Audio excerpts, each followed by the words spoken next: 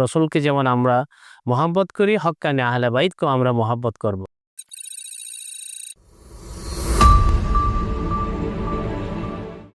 আসসালামু আলাইকুম ওয়া রাহমাতুল্লাহি ওয়া বারাকাতুহু। ইন্নাল হামদালিল্লাহ ওয়াসসালাতু ওয়াসসালামু আলা মান লা নাবিয়্যা বা'দা, আম্মা বাদ। সুপ্রিয় দর্শক, মনাহিল টিভির পক্ষ থেকে আপনাদেরকে স্বাগতম। আজকে আমি একটা বিষয় নিয়ে আলোচনা করব। বিষয়টি হলো আহলে বাইতের হক। বর্তমান পৃথিবীর মধ্যে দুই ধরনের আহলে বাইত রয়েছে। একটা হলো প্রথম সারির আহলে বাইত, আর একটা হলো দ্বিতীয় সারির আহলে বাইত। হযরত ফাতিমা রাদিয়াল্লাহু তাআলা আনহার বংশধর প্রথম সারির আহলে বাইত রসুলের অন্য বনি হাশেমের অন্য সদস্যদের বংশধরকে, যেমন বনি আব্বাস, বনি আখিল, বনি আলী, এভাবে বনি জাফর, বনি হারেস, এরা হলো দ্বিতীয় শ্রেণীর আহলে বাইত। এরা আবার দুই প্রকার। সকল আহলে বাইতের মধ্যে একটা হলো হক্কানি আহলে বাইত, যারা নিজের জীবনকে কোরআন সুন্নাহ মতো পরিচালনা করে।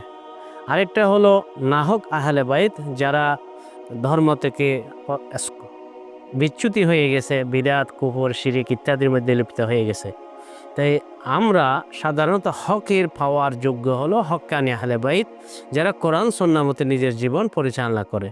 এদের প্রথম হক হলো আমরা নবীকে যেমন মহাব্বত করি তেমনি তাদেরকে মহাব্বত করা। এটাও একটা ইমানের অংশ, এটাও একটা মহাব্বতের দাবিদার, ইমানের দাবিদার। কেননা রাসূলুল্লাহ সাল্লাল্লাহু আলাইহি ওয়াসাল্লামকে আল্লাহ পাক শিখিয়ে দিয়েছেন, আপনি বলুন, কুল্লা আসআলুকুম আলাইহি মিন আজরিন ইল্লাল মাওয়াদ্দাতা ফিল কুরবা, যে আমি শুধুমাত্র আমার আত্মীয় স্বজনেরকে মহাব্বত করা এটাই চাই, দাওয়াতের আর কোনো বিনিময় আমি চাই না। দেখেন, ইল্লাল মাওয়াদ্দাতা ফিল কুরবা এটাই মেইন। অর্থাৎ রসুলকে যেমন আমরা মহাব্বত করি, হক্কানি আহলে বাইতকেও আমরা মহাব্বত করব। আর দ্বিতীয় বিষয় হলো রসুলের শানে যখন আমরা দুরূদ শরীফ পাঠ করি তাদেরকেও শামিল করা। এটাও একটা মুস্তাহাব কাজ। যেমন আল্লাহুম্মা সাল্লি আলা মুহাম্মদ ওয়া আলা আলি মুহাম্মদ, আমরা নবীর উপর রহম করুন এবং মুহাম্মদের পরিবারের উপরও রহম করুন। এভাবে সাহাবীদের জন্য বিভিন্ন দুরূদ শরীফে দুরুদের মধ্যে শামিল করা হয়। তাহলে এটা হলো তাদের দ্বিতীয় হক, দুরুদের মধ্যে তাদেরকেও শামিল করা।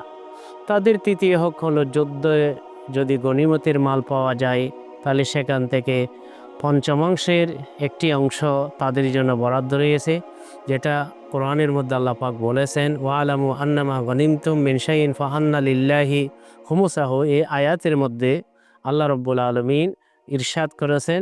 তাই সেই হিসাবে তাদের একটা খুমুসের হক রয়েছে।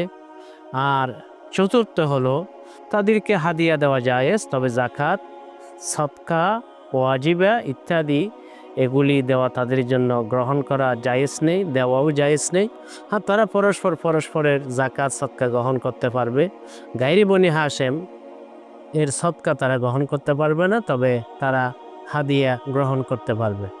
এবং পঞ্চম যেটা আমাদের হক, তাদের হক হলো তাদেরকে মডেল বানিয়ে অনুসরণ করা। তারা যেভাবে নবীর মোহাব্বত, আল্লাহর হক আদায় করেছেন, বান্দার হক আদায় করেছেন, ইবাদত করেছেন একাগ্রতার সহিত, সেগুলি আদায় করা, এটাই হলো আসলে মূলত তাদের অনুসরণ। এটাই হলো আমাদের জন্য খুবই প্রযোজ্য।